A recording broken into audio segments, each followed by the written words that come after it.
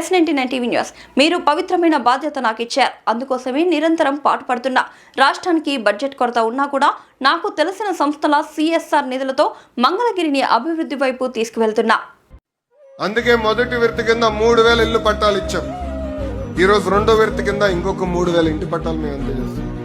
తల్లి పట్టాలు అందించే కార్యక్రమం చాలా కఠినమైన కార్యక్రమం. అధికారులు మన గడప దొక్కారు. అధికారులే కాదు, మా నాయకులందరూ కూడా వెళ్ళమని చెప్పారు. ఎందుకంటే మీకు కొన్ని అపోహాలు ఉంటాయి.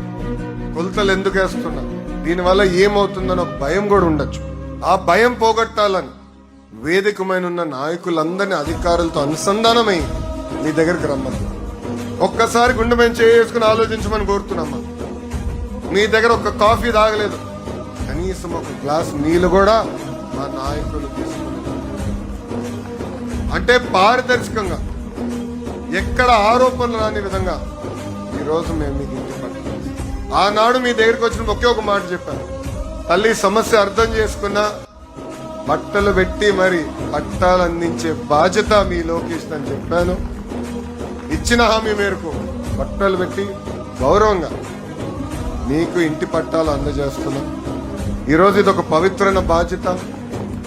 ఇంటి పట్టాలే కాదు, 100 పడకల ఆసుపత్రులు కానివ్వండి, గ్రామాల్లో పార్కులు కానివ్వండి, కమ్యూనిటీ భవనాలు కానివ్వండి, శ్మశానాల అభివృద్ధి కానివ్వండి, ఇట్లా అనేక అభివృద్ధి కార్యక్రమాలు.